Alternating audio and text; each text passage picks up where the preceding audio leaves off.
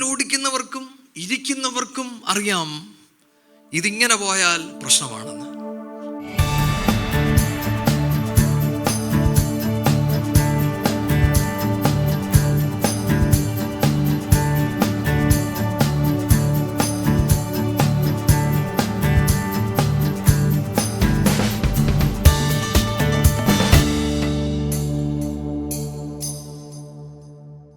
അല്പനേരത്തെ ചിന്തയ്ക്കായിട്ട് യോഹന്നാൻ 16 അതിൻ്റെ 33 വാക്യം വായിക്കാം.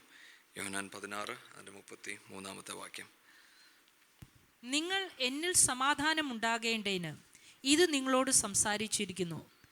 ലോകത്തിൽ നിങ്ങൾക്ക് കഷ്ടമുണ്ട്, എങ്കിലും ധൈര്യപ്പെടുവിൻ, ഞാൻ ലോകത്തെ ജയിച്ചിരിക്കുന്നു എന്ന് പറഞ്ഞു. ആമേൻ.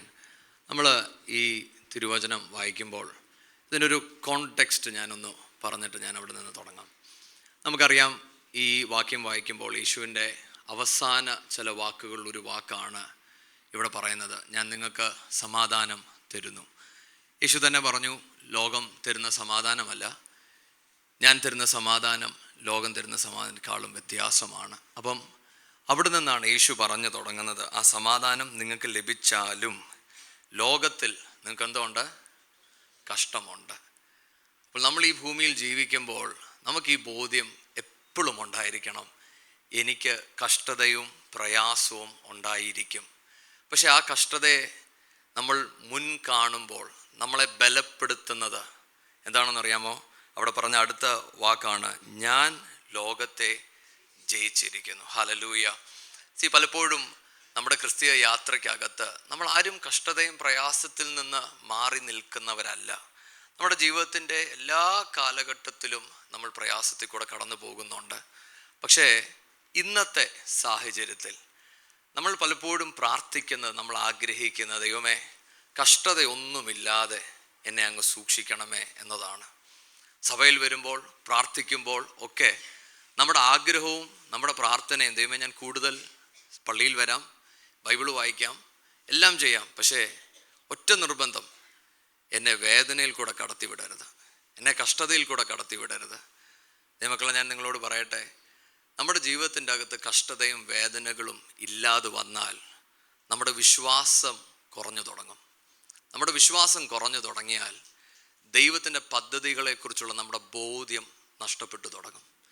ഞാൻ എന്തിനാണ് ഇത് എടുത്തു പറയുന്നതെന്ന് ചോദിച്ചാൽ, കാരണം എവിടൊക്കെയോ നമ്മൾ ഇന്ന് കേട്ടു തുടങ്ങുന്നൊരു കാര്യമുണ്ട്, ഈ ലോകത്ത് ക്രിസ്തു എല്ലാം ചെയ്തതുകൊണ്ട് ഇനിയും നമുക്ക് കഷ്ടതയില്ല. പക്ഷെ ദൈവവചനം അങ്ങനെയല്ല നമ്മളെ പഠിപ്പിക്കുന്നത്. അതുകൊണ്ട് യേശുവിൻ്റെ അവസാനത്തെ വാക്കുകൾ നമ്മൾ കുറിച്ചിടേണ്ടത്, നിങ്ങൾ ഈ ലോകത്താണെങ്കിൽ നിങ്ങൾക്ക് നിശ്ചയമായും കഷ്ടതകൾ ഉണ്ട്. ഹല്ലേലൂയ. ഞാൻ ഈ ഒരു ചിന്തിക്കുമ്പോൾ ഞാൻ വായിച്ച ഒരു ദൈവദാസൻ്റെ ഒരു പുസ്തകത്തിൽ നിന്ന് വായിച്ച ചില ചിന്തകൾ നിങ്ങളോട് ഞാനൊന്ന് പറയട്ടെ. ഈ മനുഷ്യനിങ്ങനെ പറയുന്നത്, തൻ്റെ ക്രിസ്തീയ ജീവിതത്തിൻ്റെ ആദ്യ കാലഘട്ടങ്ങളിൽ താൻ പല പഠിപ്പീരുകൾ കേൾക്കുവാൻ തുടങ്ങി. അതിൽ ഒരു പഠിപ്പീരായിരുന്നു സമൃദ്ധിയായ ജീവിതം, വിജയകരമായ ജീവിതം, ദിവ്യമായ ആരോഗ്യം. നിശ്ചയമായിട്ട് ഞാനിത് പറയുമ്പോൾ ഇവിടെ ഇരിക്കുന്ന എല്ലാവരും സമ്മതിക്കും, നിങ്ങളും ഇത് കേൾക്കുന്നുണ്ട് എവിടേക്കോ. പക്ഷേ ഈ ദൈവദാസൻ ഇങ്ങനെ പറയുന്നത്, താൻ ഇതൊക്കെ കേൾക്കുമ്പോൾ തന്നെ താൻ ദൈവത്തോട് ചോദിക്കുവാൻ തുടങ്ങി, ദൈവമേ ഇതാണ് വഴിയെങ്കിൽ അപ്പോൾ ആ വഴികളിൽ എന്നെ നടത്തണം. അപ്പോഴാണ് പരിശുദ്ധാത്മാവ് തന്നെ മറ്റൊരു വചനത്തിലോട്ട് തൻ്റെ കണ്ണുകൾ ഓടിച്ചത്. അവിടെ ഉൽപ്പത്തി പുസ്തകത്തിൽ ചെല്ലുമ്പോൾ അവിടെ ഇങ്ങനെ എഴുതിയിരിക്കുന്നത്, ആദാമും അവയും പാപം ചെയ്തു. പാപം ചെയ്ത ആദാമിനെയും അവയും ഏദൻ തോട്ടത്തിൽ നിന്ന് ദൈവം മാറ്റിക്കളഞ്ഞു. എന്നിട്ടിങ്ങനെ എഴുതിയിരിക്കുന്നത്, അവർ കയറാതിരിക്കേണ്ടതിന് ചെറൂബിമും തീജ്വാലയുള്ള വാൾ കൊണ്ട് അവിടെ കാത്തു. എന്ന് പറഞ്ഞാൽ ഇനി അവർക്ക് പുറകിലോട്ട് പോകാൻ പറ്റത്തില്ല, മുന്നിലോട്ട് മാത്രമേ അവർക്ക് പോകുവാൻ കഴിയത്തുള്ളൂ. ആ മുന്നോട്ടുള്ള യാത്രയിൽ അവർ തിരിച്ചറിയുന്നത് എന്താണെന്നറിയാമോ? മുന്നോട്ട് കഷ്ടതയുണ്ട്, പ്രയാസങ്ങളുണ്ട്, മുള്ളുകളുണ്ട്, കളകളുണ്ട്, പ്രയാസമുള്ള ഒരു യാത്രയാണെന്നുള്ളൊരു ബോധ്യമാണ് അവിടെ പറയുന്നത്. ആ കർത്തൃദാസൻ ഇങ്ങനെ പറയുന്നത്, അത് വായിച്ചപ്പോൾ തനിക്ക് മനസ്സിലായി, ഈ ക്രിസ്തീയ യാത്രയ്ക്കകത്ത് എല്ലാം ഉണ്ടെങ്കിലും ഈ ലോകത്ത് എനിക്ക് കഷ്ടത ഉണ്ടായിരിക്കും. ഇന്ന് ഞാൻ ഈ വചനം പറഞ്ഞു തുടങ്ങുമ്പോൾ എനിക്ക് നിങ്ങളോടും പറയുവാനുള്ള ആദ്യത്തെ തോട്ട് ഇതാണ്. നമ്മൾ ഈ ലോകത്ത് ജീവിക്കുന്നിടത്തോളം കാലം കഷ്ടതയും പ്രയാസവും നമ്മൾ കടന്നു പോകും. എങ്കിലും നമ്മളെ കാക്കുന്നൊരു ദൈവം, നമ്മളെ വിളിച്ച ദൈവം വിശ്വസ്തനാണ്. എൻ്റെ നാഥൻ എന്തോ പറഞ്ഞതെന്നറിയാമോ? കുഞ്ഞെ, നീ ഇവിടെ ആയിരിക്കുമ്പോൾ നീ അറിയണം, നീ ആരുടെ കൂടെയാ നടക്കുന്നത്? ജയാളിയായ ഒരു ക്രിസ്തു.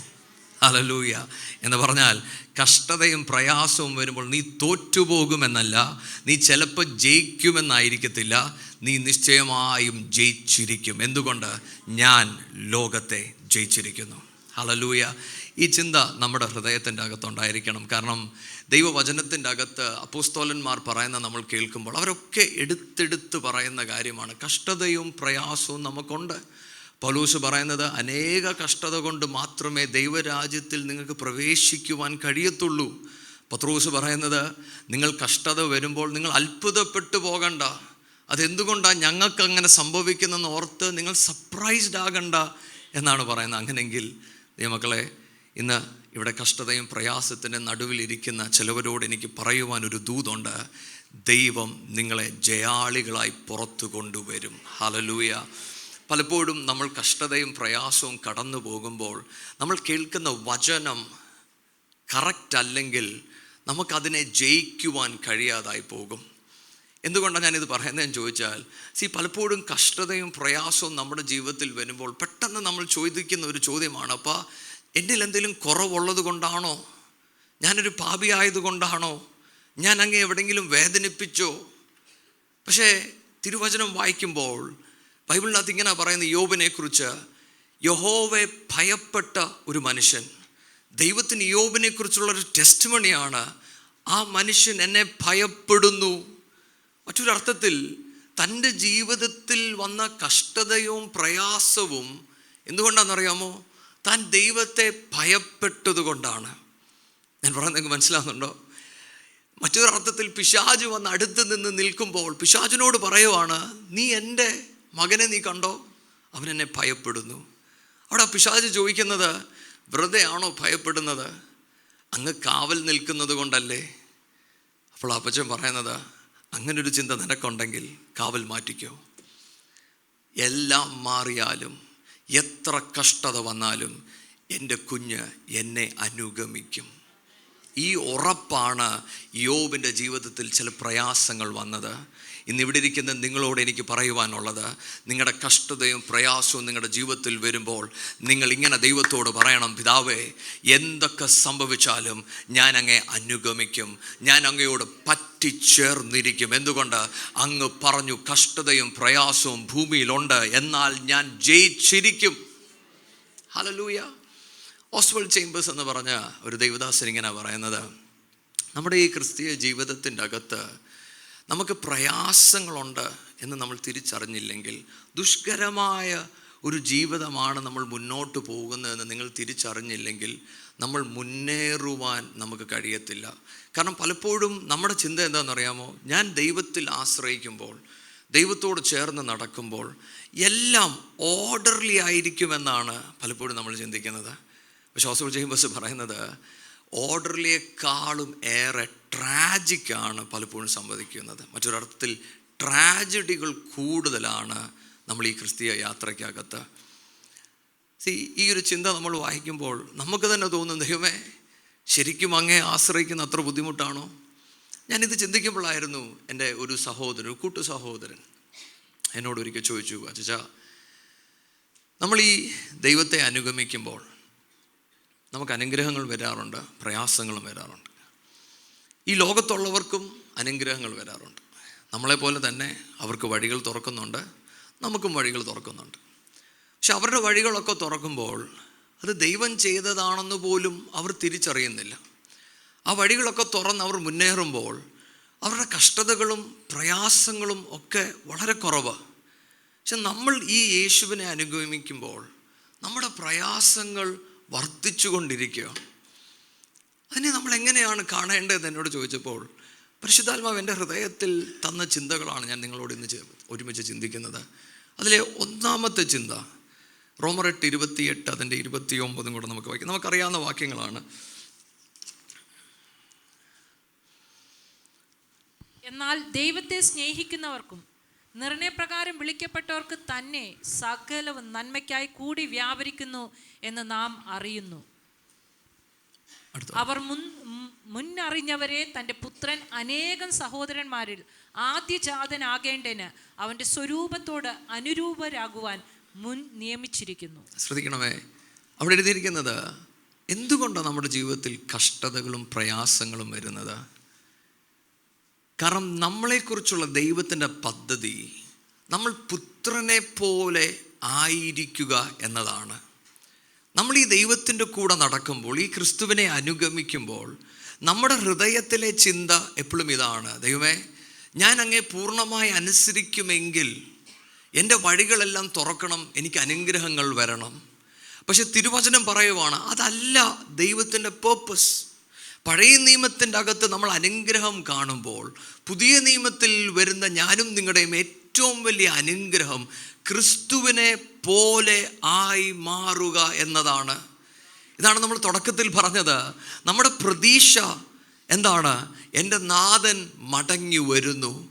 എൻ്റെ നാഥൻ മടങ്ങി വരുമ്പോൾ എൻ്റെ നാഥനെ പോലെ ഞാൻ ആയിരിക്കണം. ഇതാണ് നമ്മുടെ പ്രാർത്ഥന. ഇതിനാണ് നമ്മൾ ഇവിടെ സഭയിൽ കൂടി ദൈവവചനം പഠിക്കുന്നത്. അങ്ങനെ നമ്മുടെ ഈ ക്രിസ്തീയ യാത്രയിൽ നമ്മൾ മുന്നോട്ട് പോകുമ്പോൾ നമ്മുടെ ജീവിതത്തിലെ പ്രയാസങ്ങളുടെ നടുവിൽ ദൈവമേ, എന്തുകൊണ്ട് ഈ പ്രയാസം എന്നല്ല നമ്മുടെ പ്രാർത്ഥന. പിതാവേ, ഈ പ്രയാസത്തിൻ്റെ നടുവിൽ അങ്ങേ പോലെ ആകേണ്ടതിന് എന്നെ അങ്ങ് ശോധന ചെയ്യണമേ എന്നതായിരിക്കണം നമ്മുടെ പ്രാർത്ഥന. ഹല്ലേലൂയ.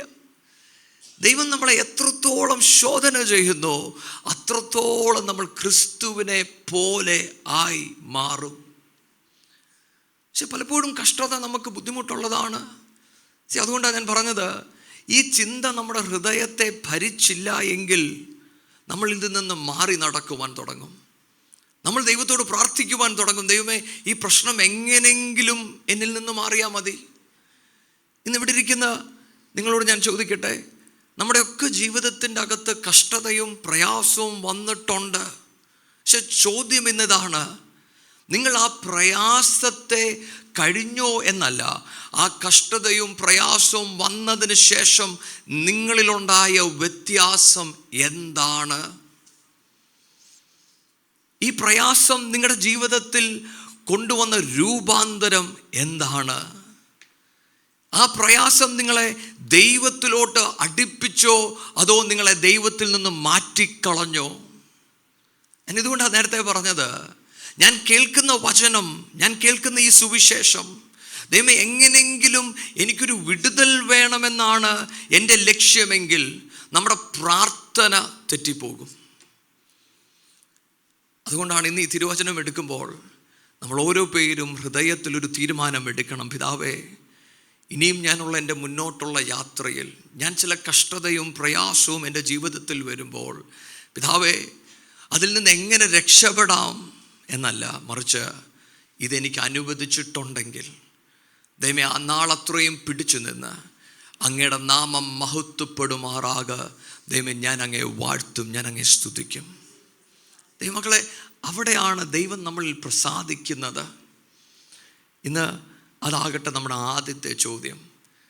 എനിക്കറിയാം ഇവിടെ ഒരാൾ പോലുമില്ല കഷ്ടതയും പ്രയാസവും വരാത്തത്. പക്ഷെ നിശ്ചയമായിട്ടും എനിക്കറിയാം ഇതിൻ്റെ അകത്ത് ചിലർ കഷ്ടതയും പ്രയാസത്തിൽ കൂടെ കടന്നു പോയിട്ടുണ്ട്. പക്ഷേ നിങ്ങളിൽ ഇപ്പോഴും ദൈവം പ്രതീക്ഷിക്കുന്ന മാറ്റങ്ങൾ വന്നിട്ടില്ല. അതുകൊണ്ടാണ് ഇന്ന് ഞാൻ ഈ വചനം പറയുന്നത്. ദൈവം നിങ്ങളെ പണിയുവാൻ ആഗ്രഹിക്കുകയാണ്. പക്ഷെ നിങ്ങൾ ദൈവസന്നിധിയിൽ സമർപ്പിച്ചില്ലെങ്കിൽ എൻ്റെ നാഥൻ വരുന്ന നാളിൽ നമ്മുടെ മുഖം ലജ്ജിച്ചു പോകും. നമ്മുടെ പ്രാർത്ഥനയായിരിക്കണം: ദൈവമക്കളെ, എൻ്റെ നാഥ, അങ്ങനെ പണിയുന്നത് തിരിച്ചറിയുവാൻ എൻ്റെ മേലൊരു കൃപ പകർന്നു തരണം. രണ്ടാമത്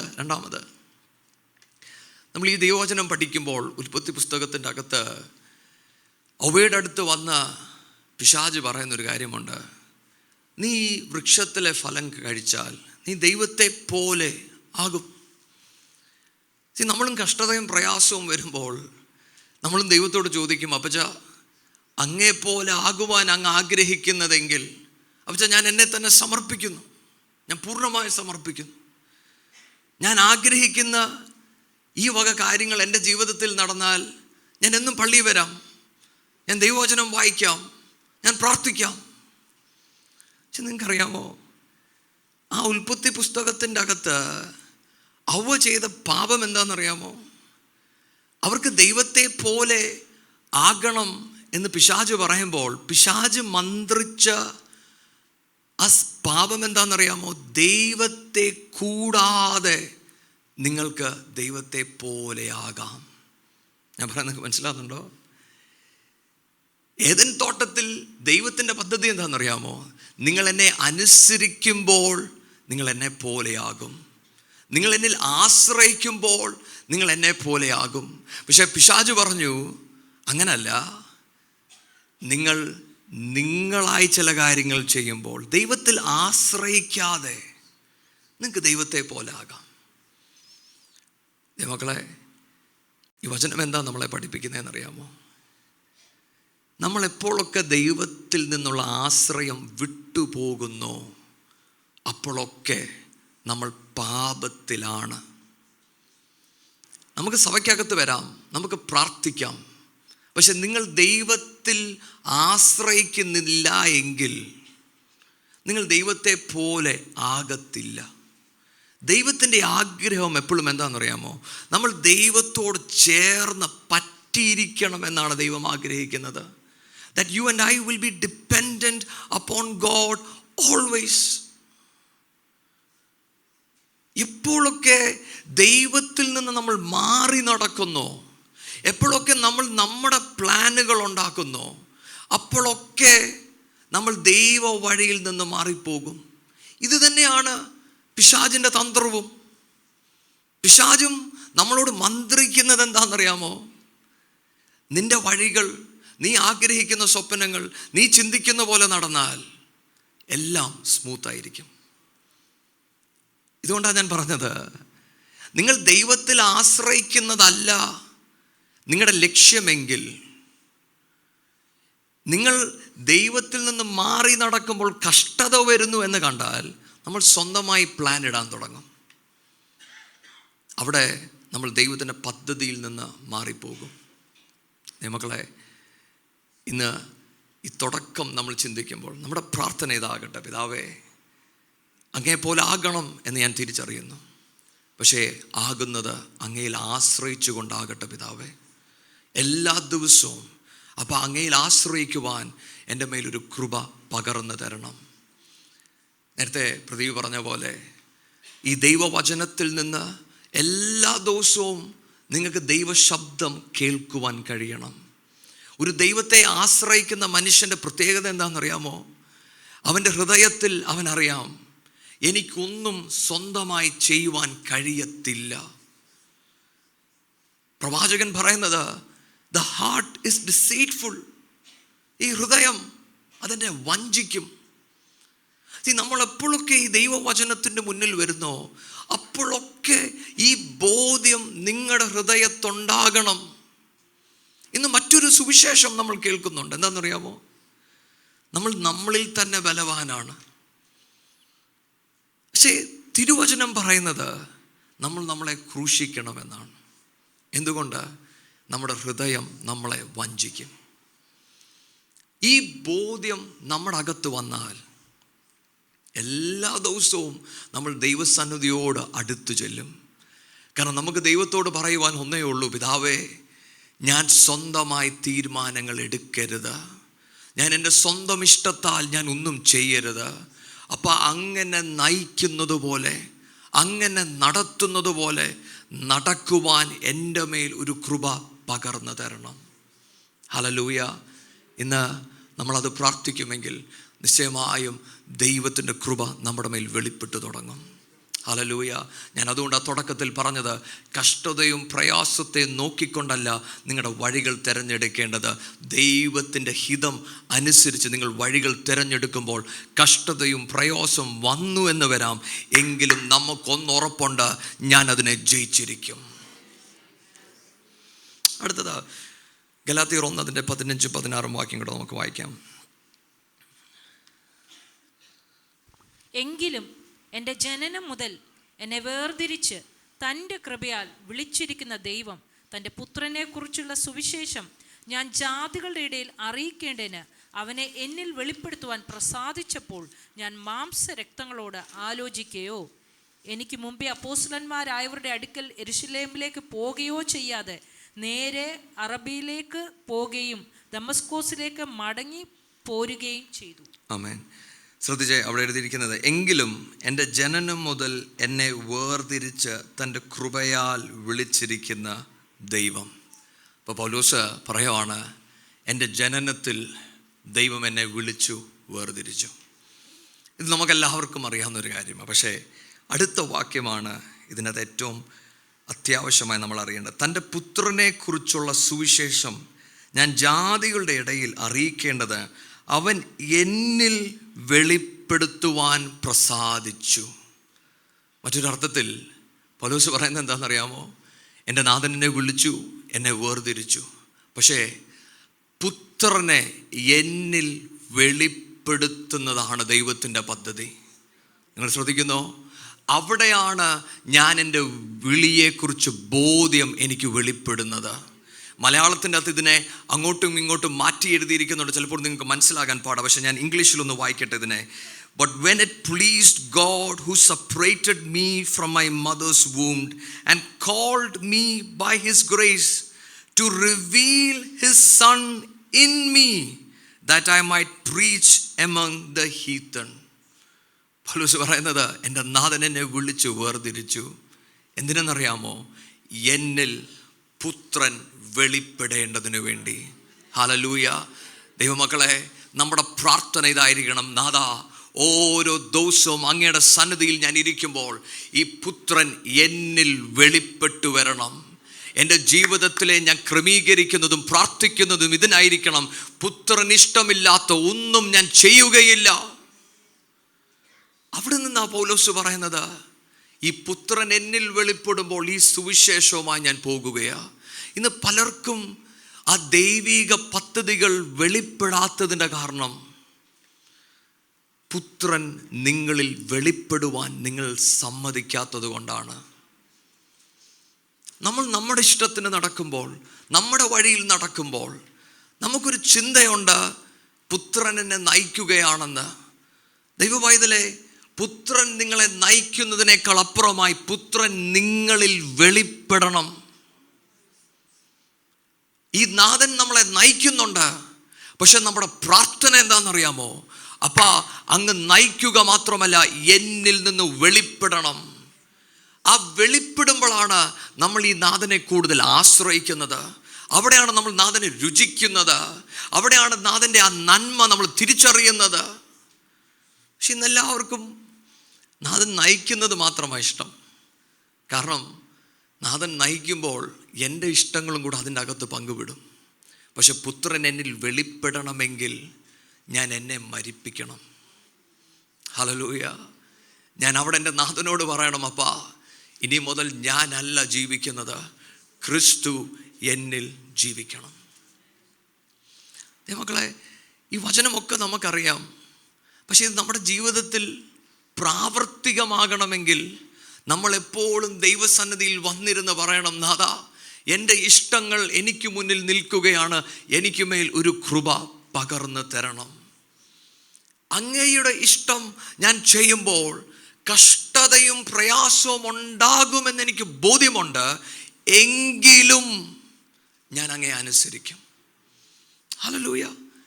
അതായിരിക്കണം നമ്മുടെ പ്രാർത്ഥന.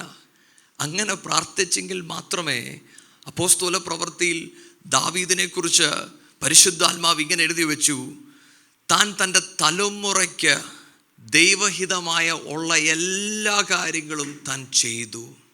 ഇംഗ്ലീഷിൽ പറയുന്നത്, he served his generation by doing the will of God.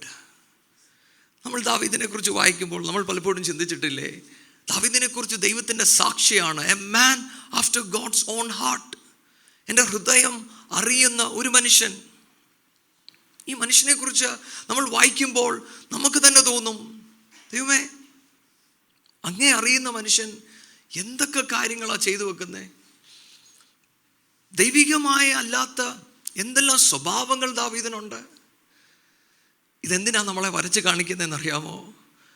നമ്മളും ഈ ഭക്തിയിൽ നടക്കുമ്പോൾ നമ്മൾ പെർഫെക്റ്റ് ആകുകയല്ല, നമ്മുടെ കുറവുകൾ വെളിപ്പെടുമ്പോഴും ദൈവത്തിൻ്റെ കൃപ നമ്മുടെ മേൽ പ്രകാശിക്കുവാൻ തുടങ്ങും.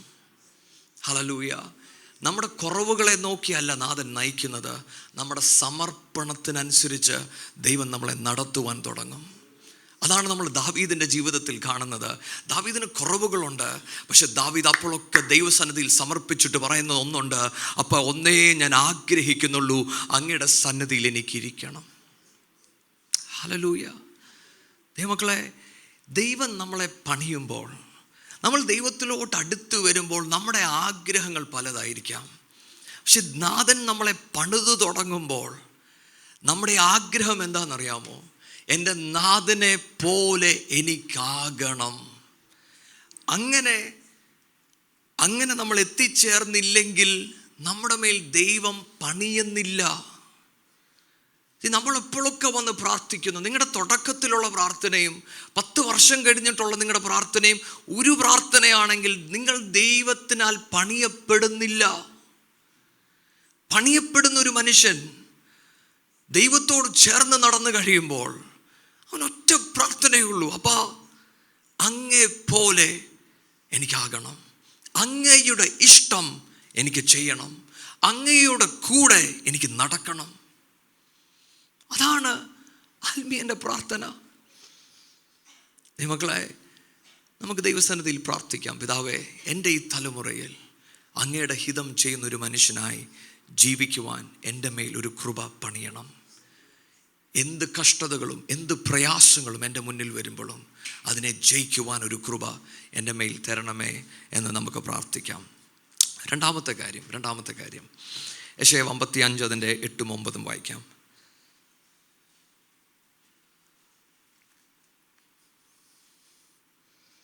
എൻ്റെ വിചാരങ്ങൾ നിങ്ങളുടെ വിചാരങ്ങൾ അല്ല, നിങ്ങളുടെ വഴികൾ എൻ്റെ വഴികളുമല്ല എന്ന് യഹോവ അരുളിച്ചെയ്യുന്നു.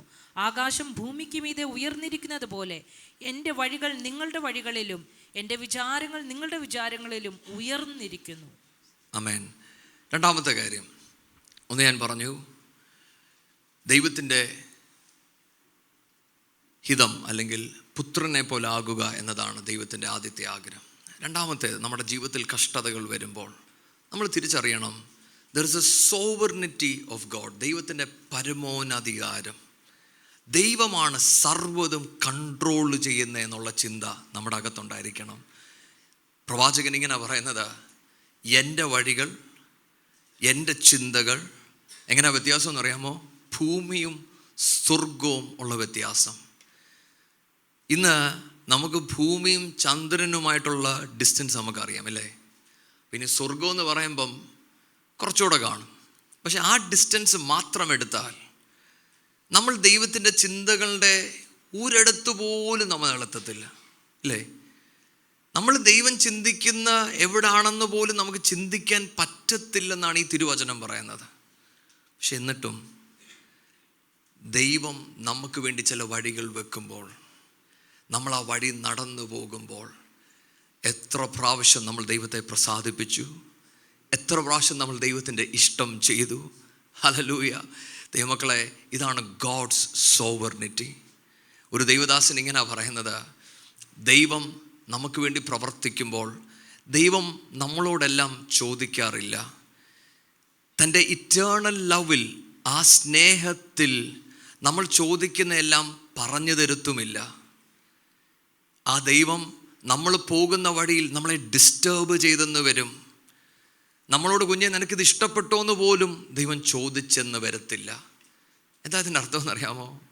നമ്മുടെയൊക്കെ ഈ ക്രിസ്തീയ യാത്രയ്ക്കകത്ത് നമ്മൾ ഈ ദൈവത്തോട് ചേർന്ന് നടക്കുമ്പോൾ എവിടേക്കോ നമുക്കൊരു ചിന്തയുണ്ട്, നമ്മളോട് പറഞ്ഞിട്ട് വേണം ദൈവം എല്ലാം ചെയ്യണമെന്ന്. പക്ഷെ ദൈവവചനം പറയുവാണ്, അങ്ങനെയല്ല ദൈവം പ്രവർത്തിക്കുന്നത്. ഇന്നിവിടെ ഇരിക്കുന്ന ചിലവരോട് എനിക്ക് പറയുവാനൊരു ദൂതുണ്ട്.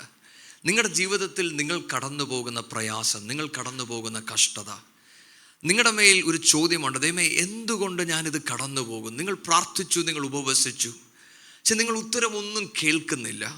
പരിശുദ്ധാത്മാവിന് നിങ്ങളോട് പറയുവാനുള്ള ദൂത്, I am God and I appreciate when you trust me. ഞാൻ ദൈവമെന്ന് നീ അറിഞ്ഞ് നീ എന്നിൽ ആശ്രയിക്കുമ്പോൾ ഞാൻ നിന്നിൽ പ്രസാദിക്കുന്നു. Because I am a sovereign God. ഒരു വാക്യം കൂടെ നമുക്ക് വായിക്കാം. റോമർ 11 അതിൻ്റെ 33 വാക്യം.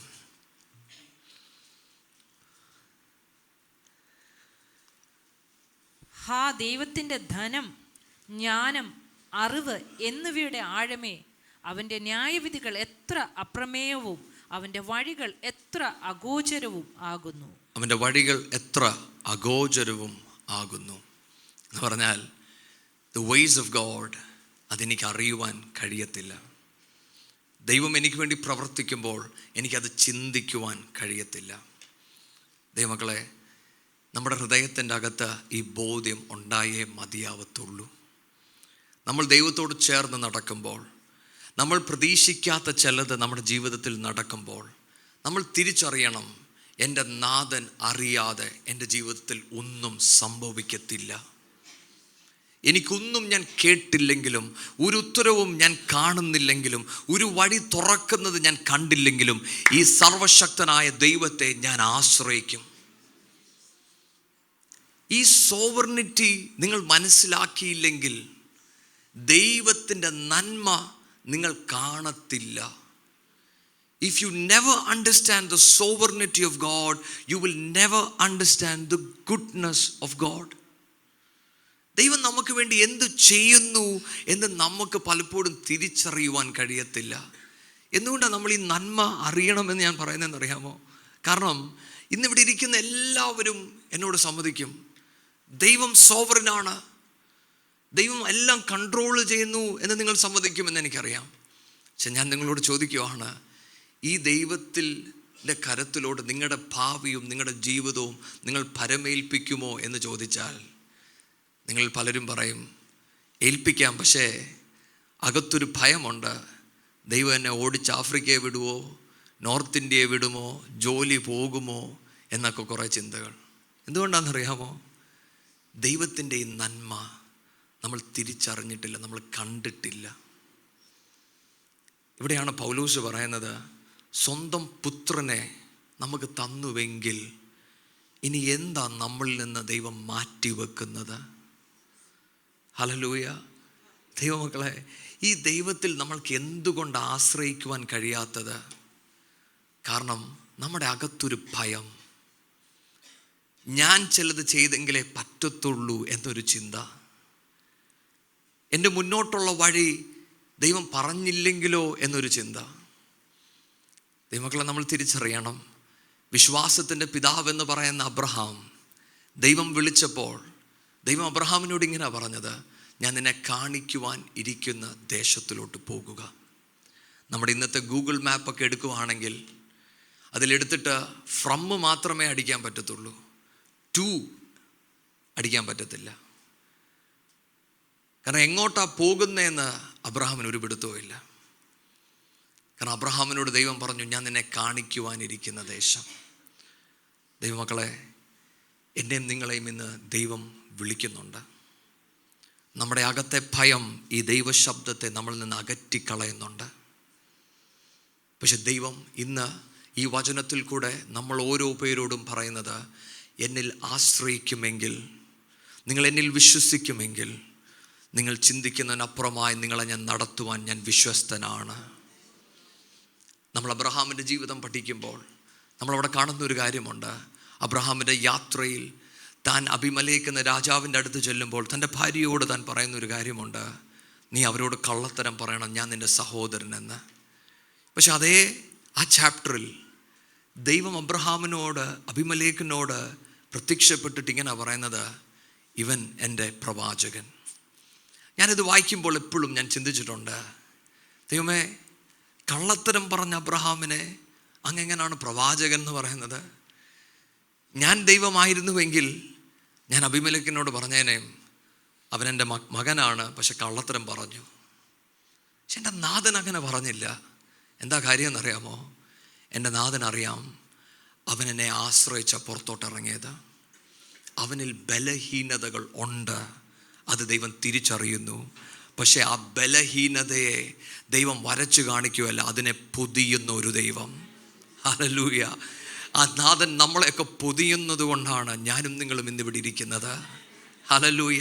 നമ്മുടെ അപ്പുറത്തും ഇപ്പുറത്തും ഇരിക്കുന്നവർ നമ്മുടെ ഹൃദയ ചിന്തകളെ കണ്ടാൽ ഒരുപക്ഷെ ഇവിടെ നിന്ന് അവർ മാറിപ്പോകും. നമ്മൾ ആരും ഇവിടെ നിൽക്കത്തില്ല. പക്ഷെ എൻ്റെ നാഥൻ നമ്മളെ പൊതിഞ്ഞത് കൊണ്ടാണ് ഈ നാഥനെ നമ്മൾ സ്തുതിക്കുന്നത്. ദൈവമക്കളെ, ഈ ചിന്ത നിങ്ങളുടെ ഹൃദയത്തിൽ നിന്ന് മാറിപ്പോകരുത്. ഈ നാഥൻ എന്നെ പൊതിയുക മാത്രമല്ല, എൻ്റെ നാഥൻ എൻ്റെ കുറവുകളുടെ സമയത്തും എന്നെ ഉയർത്തുന്ന ദൈവമാണ്. ഹല്ലേലൂയ. അതുകൊണ്ടാണ് ദാവീദ് പറയുന്നത്, in his gentleness he has lifted me up. ദൈവമക്കളെ, നമ്മൾ എത്ര പ്രാവശ്യം ദൈവത്തിൻ്റെ മുന്നിൽ വീണു പോയിട്ടുണ്ട്. നമ്മൾ ഒരുപക്ഷെ ദൈവം നമ്മളോട് മുന്നോട്ട് സ്റ്റെപ്പുകൾ എടുക്കാൻ പറയുമ്പോൾ, നമ്മൾ ദൈവത്തോട് അങ്ങനെ ചെയ്യണമോ ഇങ്ങനെ ചെയ്യണമോ എന്നൊക്കെ പറയുമ്പോഴും എത്രയോ പ്രാവശ്യം നമ്മുടെ ജീവിതത്തിൽ നമുക്കിനി മുന്നോട്ട് പോകുവാൻ പറ്റത്തില്ല എന്ന് പറഞ്ഞ സാഹചര്യങ്ങളിൽ ദൈവം നമുക്ക് വേണ്ടി കാണാത്ത വഴികൾ തുറന്നിട്ടില്ലേ? നമ്മൾ പ്രതീക്ഷിക്കാത്ത വാതിലുകൾ തുറന്നിട്ടില്ലേ?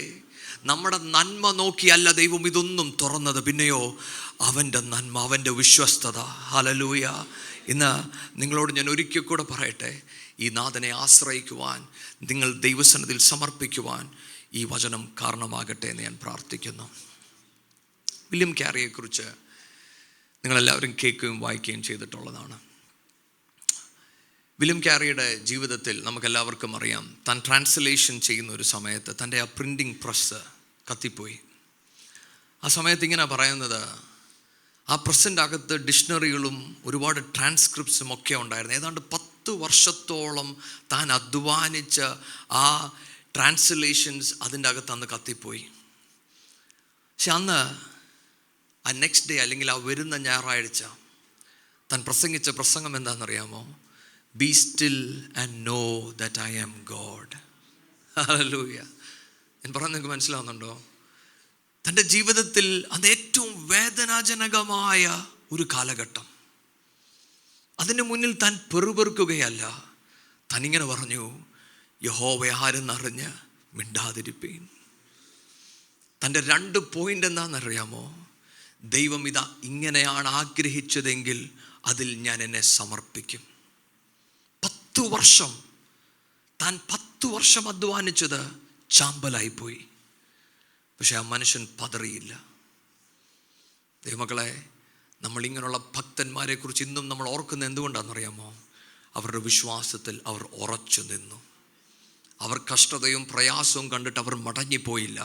അവർ നിൽക്കുന്നിടത്ത് നിന്ന് ദൈവത്തെ സ്തുതിച്ചപ്പോൾ അവരെ ദൈവം മഹത്വപ്പെടുത്തി. ഇന്നിവിടെ ഇരിക്കുന്ന ചിലവരോട് ഞാൻ പറയട്ടെ, ഒരു പക്ഷേ നിങ്ങൾ ഇന്ന് കടന്നു പോകുന്ന കഷ്ടത, നിങ്ങൾ ഇന്ന് കടന്നു പോകുന്ന പ്രയാസത്തിൽ ഒന്ന് ഗിവ് അപ്പ് ചെയ്യണമെന്ന് നിങ്ങളുടെ ഹൃദയത്തിൻ്റെ അകത്ത് ചൊല്ലുന്നുണ്ടെങ്കിൽ, ഇന്ന് ദൈവാത്മാവിൽ ഞാൻ നിങ്ങളോട് പറയട്ടെ, be there and God will open doors in your life. Hallelujah. നിങ്ങൾ കാണാത്ത വഴികൾ, നിങ്ങൾ അറിയാത്ത ചില വാതിലുകൾ നിങ്ങൾക്ക് വേണ്ടി ദൈവം തുറക്കുവാൻ തുടങ്ങും. എൻ്റെ ജീവിതത്തിൽ നടന്ന ഒരു അനുഭവം കൂടെ ഞാൻ ഇതിനോട് ചേർന്ന് പറയട്ടെ. കഴിഞ്ഞ ഒരാഴ്ച പരിശുദ്ധാത്മാവ് എന്നോട് ഒരു വിഷയം പൂർണ്ണമായി ദൈവസന്നിധിയിൽ സമർപ്പിക്കണമെന്ന് പറഞ്ഞു. വർഷങ്ങൾക്ക് മുന്നേ സമർപ്പിച്ച ഒരു വിഷയമെങ്കിലും എൻ്റെ അകത്ത് അതിനെക്കുറിച്ചൊരു വേദന കിടപ്പുണ്ടായിരുന്നു. ഞാൻ ദൈവത്തോട് എപ്പോഴും ഇത് ഓർമ്മപ്പെടുത്തുമ്പോഴൊക്കെ ഞാൻ ദൈവത്തോട് പറയും, അപ്പച്ചാ ഞാനിത് പൂർണ്ണമായി സമർപ്പിച്ചു, ദൈവമേ ഇനിയും ഈ വിഷയം എൻ്റെ മനസ്സിൽ നിന്ന് മാറട്ടെ എന്ന് ഞാൻ പ്രാർത്ഥിക്കും. പക്ഷെ ദൈവത്തിൻ്റെ പ്രത്യേകതയാണ്, നമ്മൾ എത്രയൊക്കെ സമർപ്പിച്ചാലും, നമ്മൾ എത്രയൊക്കെ വാഗൊണ്ട് പറഞ്ഞാലും എൻ്റെ ദൈവത്തിനറിയാം ഇതെപ്പം നീ കൈവിട്ടെന്നുള്ളത്. ഇതാ ദൈവത്തിൻ്റെ പ്രത്യേകത. അതുകൊണ്ട് നമ്മൾ ഓരോ പ്രസംഗം കേൾക്കുമ്പോൾ നമ്മളിവിടെ എത്ര സമർപ്പിച്ചാലും ദൈവം നമ്മുടെ മുറിയിൽ വന്ന് ഒന്നുകൂടെ ചോദിക്കും, ശരിക്കും നീ സമർപ്പിച്ചോടാന്ന്. അത് ദൈവത്തിൻ്റെ പ്രത്യേകതയാണ്. പക്ഷെ അന്ന് എൻ്റെ നാഥൻ എന്നോടും ചോദിച്ചു, കുഞ്ഞേ എനിക്കറിയാം നീ ഇത് സമർപ്പിച്ചെന്ന്, പക്ഷെ നിൻ്റെ ഹൃദയത്തിൻ്റെ അകത്ത് കിടക്കുന്ന വിഷമം ഞാൻ കാണുന്നു. എന്നിട്ട് പരിശുദ്ധാത്മാവ് എന്നോട് ഇങ്ങനെ പറഞ്ഞു, കുഞ്ഞെ നീ ജനിക്കുന്നതിന് മുന്നേ നീ ഈ വിഷമത്തിൽ കൂടെ കടന്നു പോകുമെന്ന് ഞാൻ അറിഞ്ഞു. പക്ഷേ അതിൻ്റെ എല്ലാ പ്രോബബിലിറ്റീസും ഞാൻ നോക്കി. നീ ഈ വിഷമത്തിൽ കൂടെ കടന്നു പോകാതിരിക്കുവാൻ ഞാൻ അതിൻ്റെ എല്ലാ ഘട്ടങ്ങളും ഞാൻ നന്നായി നോക്കി. പക്ഷേ നിന്നെ വിളിച്ച വിളിക്ക് നീ ആഗ്രഹിക്കുന്ന ഈ ആഗ്രഹം നടന്നുകൂടാ. നിന്നെക്കുറിച്ച് എനിക്കൊരു വിളിയുണ്ട്, നിന്നെക്കുറിച്ച് എനിക്കൊരു പദ്ധതിയുണ്ട്.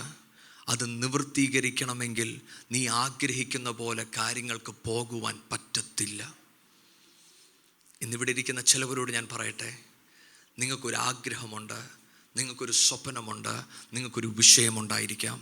പക്ഷെ ദൈവത്തിന് നിങ്ങളെക്കുറിച്ചുള്ള പദ്ധതിയും വിളിയും അതിനേക്കാൾ വലുതാണ്. ഇത് നിങ്ങൾ ദൈവസന്നിധിയിൽ പറയണം, പിതാവേ, ചിലത് വിട്ടുകൊടുക്കണമെങ്കിൽ ഞാൻ വിട്ടുകൊടുക്കുവാൻ തയ്യാർ. എന്തുകൊണ്ട്? എന്നെ വിളിച്ച നാഥനെ വിശ്വസ്തയോട് അനുഗമിക്കുവാൻ പിതാവേ ഞാൻ എൻ്റെ ജീവിതത്തെ സമർപ്പിക്കുന്നു എന്ന് പറയുമ്പോൾ അവിടെ ദൈവം നിങ്ങൾക്ക് വേണ്ടി ഇറങ്ങി പ്രവർത്തിക്കും. ദൈവമക്കളെ, നമ്മുടെ പ്രാർത്ഥനയാകട്ടെ, അപ്പാ ഞാൻ അങ്ങയുടെ സന്നിധിയിലോട്ട് എന്നെ സമർപ്പിക്കുന്നു. അടുത്തത് ജെയിംസ് 1 അതിൻ്റെ 2-ാമത്തെ വാക്യം നമുക്ക് വായിക്കാം.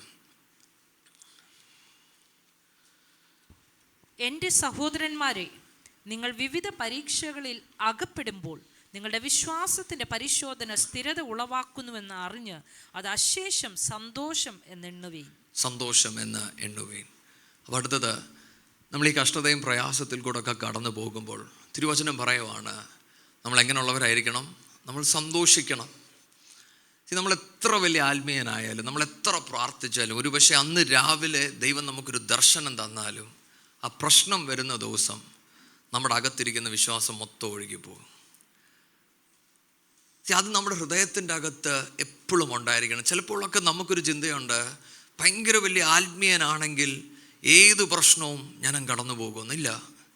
എത്ര വലിയ ആത്മീയനായാലും അവൻ പ്രശ്നങ്ങൾ കേൾക്കുമ്പോൾ തൻ്റെ അകത്ത് തോന്നിപ്പോകും, ഞാൻ തകർന്നു പോകും. പക്ഷേ ഒരു ആത്മീയനെ നിലനിർത്തുന്ന എന്താണെന്നറിയാമോ? അവൻ്റെ ആത്മീയതയിൽ അവൻ കേൾക്കുന്ന ആ ദൈവിക ശബ്ദം, ആ ദൈവിക കരം തൻ്റെ കരത്തെ പിടിക്കുവാൻ തുടങ്ങും. ആ നാഥൻ പറയും, കുഞ്ഞേ, ഞാൻ അറിയാതെ നിൻ്റെ ജീവിതത്തിൽ ഒന്നും വന്നിട്ടില്ല. ഹല്ലേലൂയ. ആ ബോധ്യത്തിലാണ് ആത്മീയർ നടന്നു പോകുന്നത്. അതുകൊണ്ടാണ് ലോകക്കാർക്കും ആത്മീയർക്കും ഒരുപോലെ പ്രശ്നങ്ങൾ വരുമ്പോൾ ആത്മീയൻ പിടിച്ചു നിൽക്കുന്നതിൻ്റെ കാരണം അവൻ്റെ അടിസ്ഥാനം ക്രിസ്തുവെന്ന പാറമേലായിരിക്കുന്നത് കൊണ്ടാണ്. ഹല്ലേലൂയ. ഇത് നമ്മുടെ ഹൃദയത്തിൻ്റെ അകത്തുണ്ടായിരിക്കണം. ഞാൻ കഷ്ടതയും പ്രയാസത്തെയും കൂടെ തന്നെയാണ് കടക്കുന്നത്, പക്ഷേ എന്നെ കരുതുന്ന ഒരു നാഥൻ, എൻ്റെ കൂടെ നടക്കുന്ന ഒരു ക്രിസ്തു ഉള്ളത് കൊണ്ട് ഞാൻ ഇതിനെ ജയിക്കും. എൽ.ഡബ്ല്യു. ടോസർ ഇങ്ങനെ പറയുന്നത്, ദൈവത്തിൻ്റെ ഈ പരമോന്നതികാരത്തെക്കുറിച്ചുള്ള നമ്മുടെ ചിന്ത ശരിയല്ലാത്തത് കൊണ്ടാണ് നമ്മൾ കഷ്ടതയിൽ കൂടെ പോകുമ്പോൾ നമ്മൾ പിറുപിറുക്കുന്നത്. ഈ സന്തോഷത്തെ നമ്മളിൽ നിന്ന് അകറ്റുന്ന 2 കാര്യങ്ങളുണ്ടെന്നാണ് പറയുന്നത്. ഒന്ന്, അൺടാങ്ക്ഫുൾനെസ് അല്ലെങ്കിൽ ഇൻഗ്രാറ്റിറ്റ്യൂഡ്, നന്ദിയില്ലായ്മ. 2, തൃപ്തിയില്ലാത്തത്. ദൈവം നമ്മളെ ചില വഴികൾ കൂടെ കടത്തി വിടുമ്പോൾ നമുക്ക് എന്തുകൊണ്ടാണ് സന്തോഷിക്കുവാൻ കഴിയാത്തതെന്നറിയാമോ? നമ്മളായിരിക്കുന്ന സാഹചര്യത്തെക്കുറിച്ച് നമുക്ക് തൃപ്തിയില്ല. നമുക്ക് ഇതിനേക്കാളും വലിയ ചില ചിന്തകളുണ്ടായിരുന്നു. ദൈവം വഴികൾ നടത്തുമ്പോൾ നമ്മുടെ പ്രാർത്ഥന ഇതാണ്, പിതാവേ, എന്തുകൊണ്ട് എന്നെ ഈ വഴിയിൽ കൂടെ കടത്തുന്നു? അപ്പോൾ ഞാൻ ആഗ്രഹിക്കുന്ന വഴി ഇതാണ്.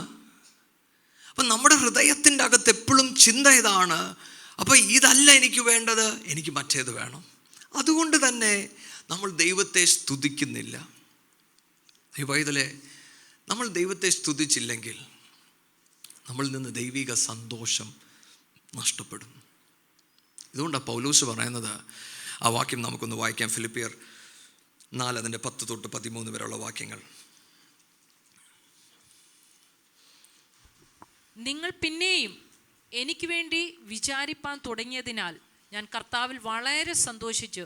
മുമ്പേ തന്നെ നിങ്ങൾക്ക് വിചാരമുണ്ടായിരുന്നു, എങ്കിലും അവസരം കിട്ടിയില്ല. ബുദ്ധിമുട്ട് നിമിത്തമല്ല ഞാൻ പറയുന്നത്, ഉള്ള അവസ്ഥയിൽ അലംഭാവത്തോടിരിപ്പാൻ ഞാൻ പഠിച്ചിട്ടുണ്ട്. താഴ്ചയിൽ ഇരിപ്പാനും സമൃദ്ധിയിലിരിപ്പാനും എനിക്കറിയാം. തൃപ്തനായിരിക്കാനും വിശന്നിരിപ്പാനും സമൃദ്ധിയിലിരിപ്പാനും ബുദ്ധിമുട്ട് അനുഭവിപ്പാനും എല്ലാം ഞാൻ ശീലിച്ചിരിക്കുന്നു. ഹല്ലേലൂയ. നിങ്ങൾ ശ്രദ്ധിച്ചോ? അവിടെ സഭയോട് എഴുതുമ്പോൾ പൗലോസ് പറയുന്നത്, എനിക്ക് ആവശ്യങ്ങളില്ലാഞ്ഞിട്ടല്ല, എനിക്ക് ആവശ്യങ്ങളുണ്ട്. പക്ഷെ ഞാനൊന്ന് പഠിച്ചു. ഇംഗ്ലീഷ് വേർഷൻ ഇത് കുറച്ചുകൂടെ നന്നായി പറയുന്നുണ്ട്. I have learned the secret of living successfully. എന്താണെന്നറിയാമോ? To be content. ഏതൊരവസ്ഥയിലും തൃപ്തിയോടെ ജീവിക്കുവാൻ ഞാൻ പഠിച്ചിരിക്കുന്നു. ദൈവമക്കളെ, ഈ തൃപ്തിയോട് ജീവിക്കാൻ പഠിക്കേണ്ടത് ഏറ്റവും കൂടുതൽ ആത്മീയരാണ്. പക്ഷെ എന്തുകൊണ്ടോ നമ്മൾ ആത്മീയർക്ക് ഇന്നൊന്നിലും തൃപ്തിയില്ല, ഒന്നിലും. അതിന് മറ്റൊരു കാരണം നമ്മൾ കേൾക്കുന്ന സുവിശേഷമാണ്. കാരണം നമ്മളിന്ന് സ്റ്റേജുകളിൽ നിന്ന് കേൾക്കുന്നത് മൊത്തവും ഇത് പോരാ, ഇതിനേക്കാൾ വലുത് ദൈവം നമുക്ക് വെച്ചിട്ടുണ്ടെന്ന്. അപ്പം നമുക്ക് ഒന്ന് കിട്ടുമ്പം അടുത്ത നമ്മൾ ആഗ്രഹിച്ചു പോകും അടുത്ത 2 കൂടെ കിട്ടണമെന്ന്. അപ്പം നമ്മുടെ തൃപ്തി നഷ്ടപ്പെടും. ഇതൊന്നും പോരാഞ്ഞിട്ടാണ് പിന്നെ നമ്മൾ അടുത്ത് കേൾക്കും, നിങ്ങൾ സ്വന്തമായിട്ട് ചിലത് സ്വപ്നം കണ്ടു തുടങ്ങണമെന്ന്. ദൈവമക്കളെ, എന്നെയും നിങ്ങളെയും നടത്തുന്നത് ഈ ക്രിസ്തുവാണ്. ക്രിസ്തുവിനാണ് എന്നെക്കുറിച്ചുള്ള പദ്ധതികൾ. ആ പദ്ധതി ഞാൻ തിരിച്ചറിയുമ്പോൾ എൻ്റെ തൃപ്തി എന്തിലാണെന്നറിയാമോ? എൻ്റെ ഉയർച്ചയിലോ എൻ്റെ അനുഗ്രഹത്തിലോ ഒന്നുമല്ല. എൻ്റെ തൃപ്തി എൻ്റെ നാഥനോട് കൂടെ ഞാൻ വസിക്കുന്നു എന്നുള്ളതാണ്. ഇതാ പൗലോസ് പറയുന്നത്. പൗലോസ് പറയുന്നത്, എനിക്ക് ഭക്ഷണമില്ലാതിരുന്നാലും എൻ്റെ നാഥൻ്റെ ശബ്ദം ഞാൻ കേൾക്കും. ഞാനൊരു പാലസിൻ്റെ അകത്തിരുന്നാലും എൻ്റെ നാഥൻ്റെ ശബ്ദം ഞാൻ കേൾക്കും. ഞാൻ ജയിലറയുടെ അകത്തിരുന്നാലും എൻ്റെ നാഥൻ എൻ്റെ അടുത്തിരിക്കുന്നത് ഞാൻ അറിയും. ഇത് പൗലോസ് ചുമ്മാ പറയുന്നതല്ല. ദൈവവചനം നമ്മൾ അപ്പോസ്തല പ്രവൃത്തി വായിക്കുമ്പോൾ പൗലോസിനെയും കൊണ്ട് ഗാഡ്സ് യാത്ര ചെയ്യുമ്പോൾ വലിയ തിരമാലകൾ അടിക്കുകയാണ്. അവിടെ ഒരു ദൂതൻ പ്രത്യക്ഷപ്പെട്ടിട്ട് പറയുവാണ്, പൗലോസെ നീ ഭയപ്പെടേണ്ട, നിന്റെ കൂടെ ഉള്ളവരെയും ഞാൻ സംരക്ഷിക്കും. കപ്പലോടിക്കുന്നവർക്കും ഇരിക്കുന്നവർക്കും അറിയാം ഇതിങ്ങനെ പോയാൽ പ്രശ്നമാണെന്ന്. പക്ഷെ പൗലോസിന് ഇതൊന്നും വിഷയമല്ല. കാരണം പൗലോസ് നടക്കുന്ന ദൈവത്തിൻ്റെ കൂടെയാണ്. ഇന്ന് ദൈവമക്കളെ, ഞാൻ നിങ്ങളോട് ചോദിക്കട്ടെ, നിങ്ങളുടെ തൃപ്തി എന്തിലാണ്? നമ്മൾ ദൈവസന്നിധിയിൽ വരുമ്പോൾ അനുഗ്രഹവും ആഗ്രഹങ്ങളുമായാണ് വരുന്നതെങ്കിൽ നമ്മൾ ഒരിക്കലും തൃപ്തിപ്പെടത്തില്ല. സഭയ്ക്കകത്ത് പ്രശ്നങ്ങൾ, കുടുംബത്തിൻ്റെ അകത്ത് പ്രശ്നങ്ങൾ ഉണ്ടാകുന്നതിൻ്റെ കാരണം തൃപ്തിയില്ല. ബൈബിളിനകത്ത് വായിച്ചു നോക്കിക്കേ, അബ്രഹാം എന്ന വിശ്വാസത്തിൻ്റെ പിതാവ് ലോത്തുമായി നടക്കുമ്പോൾ ലോത്ത് പറയുവാണ്, എനിക്ക് വേണ്ടത് ദാ ഫെർട്ടൈൽ ലാൻഡ് ആണെന്ന് പറയുമ്പോൾ ദൈവവചനം പറയുന്നു, അബ്രഹാം ഒരു സീനിയർ ആളാണ്. അബ്രഹാമിന് പറയാം, എടാ കുഞ്ഞെ, നീ എൻ്റെ കൂടെ നടന്നതാ, ആദ്യം ഞാൻ തീരുമാനിക്കാം.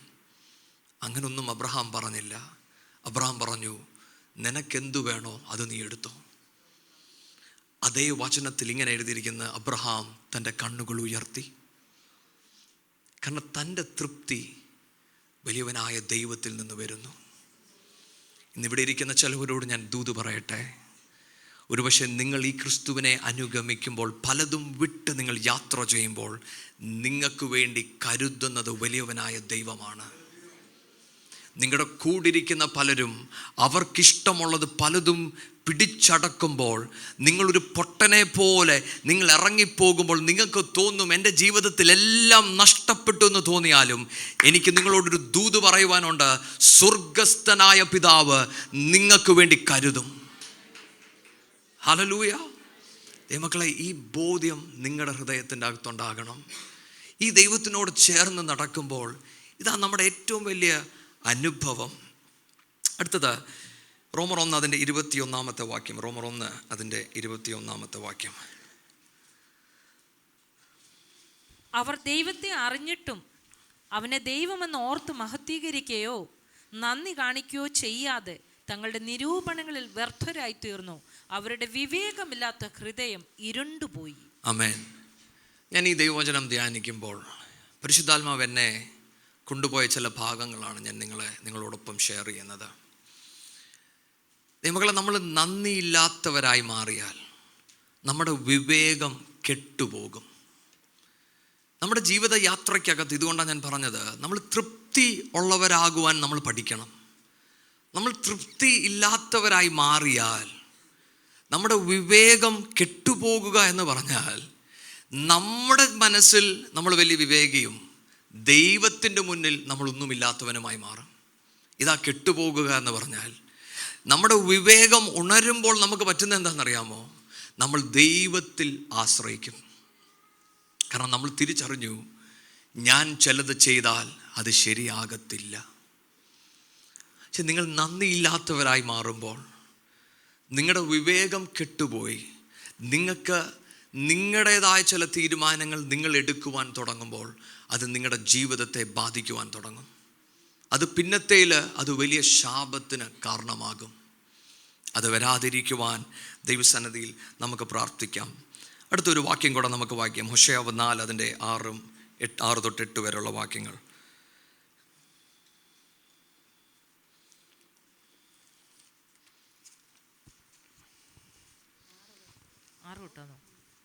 അപ്പോൾ സാറാഫുകളിൽ ഒരുത്തൻ യാഗപീഠത്തിൽ നിന്ന് കൊടിൽ കൊണ്ട് ഒരു തീക്കനൽ എടുത്ത് കയ്യിൽ പിടിച്ചുകൊണ്ട്, ഹോശേയ 4 അതിൻ്റെ ഹോശേയ 4:6-8.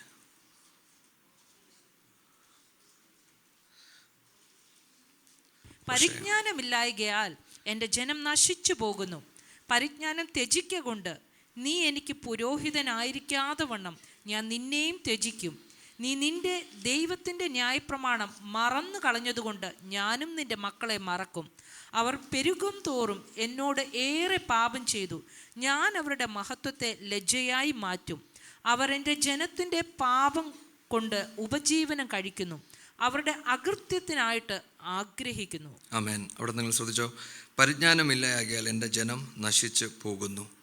ഞാനിതാ നിങ്ങൾ നേരത്തെ പറഞ്ഞേ, നമ്മൾ ദൈവത്തോട് നന്ദിയില്ലാത്തവരായി മാറിയാൽ പരിജ്ഞാനമില്ലാതെ നമ്മൾ നശിച്ചു പോകുവാൻ തുടങ്ങും. ആ ഭാഗങ്ങൾ നമ്മൾ വായിക്കുമ്പോൾ അവിടെ എഴുതിയിരിക്കുന്നത്, ആ ജനത്തെ ശുശ്രൂഷിക്കേണ്ട പ്രീസ്റ്റുകൾ അവരെന്ത് ചെയ്തെന്നറിയാമോ?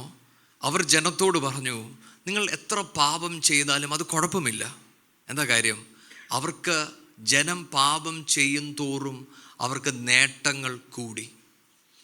കാരണം ജനം പാപം ചെയ്യുമ്പോൾ അവ യാഗവസ്തുക്കളുമായി അവിടെ ആലയത്തിൽ വരും. എത്രത്തോളം യാഗവസ്തുക്കൾ കൂടുന്നു അത്രത്തോളം അവർക്ക് നേട്ടം. അവിടെ ആ പരിശുദ്ധാത്മാവ് പറയുന്നത്, അതുകൊണ്ട് ഞാൻ നിങ്ങളെ വിട്ടുകളയും.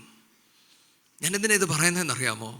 ദൈവമക്കളെ, നമ്മളെ ദൈവം ആക്കിയിരിക്കുന്നിടത്ത് തൃപ്തിയോടിരുന്ന് നമ്മൾ ദൈവത്തെ സ്തോത്രം ചെയ്യുമെങ്കിൽ ദൈവത്തിൻ്റെ പരിജ്ഞാനം നമ്മുടെ മേൽ വരും. അവിടെ അടുത്ത വാക്യം ഇങ്ങനെ എഴുതിയിരിക്കുന്നത്, നിങ്ങൾ ആ വാക്യം വായിച്ചാൽ 11-ാമത്തെ വാക്യം, പരസംഗവും വീഞ്ഞും പുതിയ വീഞ്ഞും ബുദ്ധിയെ കെടുത്തിക്കളയുന്നു. ഇന്ന് സഭയ്ക്കകത്ത് ഒരു പുതിയ വീഞ്ഞ് ഉണ്ട്.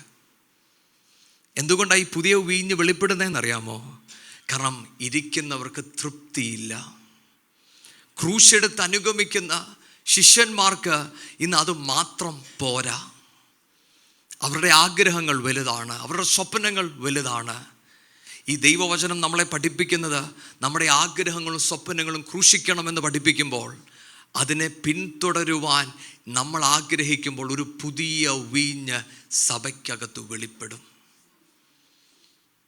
അടുത്ത 2 വാക്യങ്ങളും കൂടെ വായിച്ചാലും 15ഉം 17ഉം വാക്യം. 15-ാമത്തെ വാക്യം, ഇസ്രായേലേ, നീ പരസംഗം ചെയ്താലും യഹൂദ അപരാധം ചെയ്യാതെ ഇരിക്കട്ടെ. നിങ്ങൾ ഗിൽഗാലിലേക്ക് ചെല്ലരുത്, ബേതാവനിലേക്ക് കയറി പോകരുത്. യഹോവയാണ് എന്ന് സത്യം ചെയ്യുകയും അരുത്. ഇസ്രായേൽ ദുശാഠ്യമുള്ള പശുക്കിടാവിനെ പോലെ ദുശാഠ്യം കാണിച്ചാൽ യഹോവ അവരെ ഒരു വിശാല സ്ഥലത്ത് കുഞ്ഞാടിനെ പോലെ മേയ്ക്കുമോ? എഫ്രൈം വിഗ്രഹങ്ങളുടെ കൂട്ടാളിയാകുന്നു, അവനെ വിട്ടുകളക. ആമേൻ. നിങ്ങൾ ശ്രദ്ധിച്ചോ? അവിടെ പറയുന്നത്, നിങ്ങൾ ഇസ്രായേലിനെ പോലെ ആകരുത്. എന്തുകൊണ്ട്? അവർ ദൈവസന്നിധിയിൽ ചെല്ലുന്നുണ്ട്, അവർ ആരാധിക്കുന്നുണ്ട്, എല്ലാം ചെയ്യുന്നുണ്ട്. പക്ഷേ ഹൃദയം കൊണ്ട് അവർ ദൈവത്തിൽ നിന്ന് അകന്നുപോയി. അവിടെ അടുത്തെഴുതിയിരിക്കുന്ന വാക്യം നിങ്ങൾ ശ്രദ്ധിച്ചോ? അവർ they are married to the idol എന്നാണ് എഴുതിയിരിക്കുന്നത്. അവർ വിഗ്രഹത്തോട് കൂട്ടാളിയായി മാറിയിരിക്കുന്നു. എവിടെ നിന്നാണ് ഈ വിഗ്രഹം വന്നത്? നമുക്കറിയാം, ഇസ്രായേൽ ജനം മിസ്രൈമിൽ നിന്ന് ഇറങ്ങി വരുമ്പോൾ മോശ ദൈവത്തെ കാണുവാൻ മല കയറിപ്പോയി. അവർ പ്രതീക്ഷിച്ച സമയം കഴിഞ്ഞിട്ടും മോശ വരുന്നില്ല എന്ന് കണ്ടപ്പോൾ അവർ അഹരോനോട് പറഞ്ഞു, ഞങ്ങളെ നയിക്കുവാൻ ഒരു വിഗ്രഹത്തെ, ഒരു ദൈവത്തെ പണിത് തരണം. ദൈവ പൈതലേ, എന്നെയും നിങ്ങളെയും ദൈവം വിളിച്ചതിനനുസരിച്ച് നമ്മൾ നടക്കാതെ വരുമ്പോൾ, നമ്മൾ അതിൽ തൃപ്തി ഇല്ലാത്തവരായി മാറുമ്പോൾ, നമ്മുടെ ചിന്തകൾ നമ്മളെ ഭരിക്കുവാൻ തുടങ്ങും. ദൈവവചനം പറയുന്നത് നമ്മുടെ ചിന്തകൾ കെട്ടുപോകുമെന്ന്. പക്ഷെ ഭൂമിയിൽ, ലോകത്തിൽ ജീവിക്കുന്ന ഞാനും നിങ്ങളും ചിന്തിക്കുന്നത് എന്താണെന്നറിയാമോ? ഞാനൊരു ജ്ഞാനി ആണെന്നാണ്. എൻ്റെ ജ്ഞാനത്തിൽ ഞാൻ പലതും ചെയ്തു തുടങ്ങുമ്പോൾ, എൻ്റെ ഹൃദയത്തിന് ഇഷ്ടപ്രകാരം ഞാൻ പലതും ചെയ്തു തുടങ്ങുമ്പോൾ അത് തെറ്റെന്ന് എനിക്ക് തോന്നത്തില്ല. അത് പിന്നത്തേയിൽ അതെനിക്കൊരു വിഗ്രഹമായി മാറും. നമ്മൾ സഭയ്ക്കകത്ത് വരും, നമ്മൾ പ്രാർത്ഥിക്കും, നമ്മൾ ബൈബിൾ വായിക്കും, നമ്മൾ പ്രസംഗിക്കും, എല്ലാം ചെയ്യും. പക്ഷേ ഹൃദയത്തിൻ്റെ അകത്തൊരു വിഗ്രഹമുണ്ട്. അതുകൊണ്ട് ആ വചനം പറഞ്ഞത്, നിങ്ങൾ അവരോട് കൂടെ ചേരരുത്. എന്താ കാര്യം എന്നറിയാമോ? അവരുടെ ഹൃദയം എന്നിൽ നിന്ന് അകന്നു പോയിരിക്കുന്നു. ഇന്നിവിടെ ഇരിക്കുന്ന ചിലവരോട് ഞാൻ ചോദിക്കട്ടെ, എന്താണ് നിങ്ങളുടെ വിഗ്രഹം? ദൈവം പറയുന്ന വഴിയിൽ നടക്കാതെ നിങ്ങളുടെ ഇഷ്ടപ്രകാരം നിങ്ങൾ നടക്കുമ്പോൾ, സ്ഥാനം, കാശ്, ആഗ്രഹങ്ങൾ, സ്വപ്നങ്ങളൊക്കെ ഒരു വിഗ്രഹമാണ്. നിങ്ങൾ അതിനോട് പറ്റിയിരിക്കുമ്പോൾ, ദൈവം അത് വന്ന് സ്പർശിക്കുമ്പോൾ നമ്മൾ ദൈവത്തോട് പറയും, അയ്യോ ദൈവം ഇതൊഴിച്ച് വേറെ എന്ത് തൊട്ടാലും കുഴപ്പമില്ല. നമുക്ക് എല്ലാ വചനവും ഭയങ്കര ഇഷ്ടമാണ്, എല്ലാ വചനത്തിനും നമ്മൾ സ്തോത്രം പറയും. പക്ഷെ എപ്പോൾ ഈ വചനം നമ്മുടെ വിഗ്രഹത്തെ തൊടുന്നോ, അപ്പോൾ നമ്മൾ പറയും, ഇന്ന് വചനം അത്ര പോരായിരുന്നു.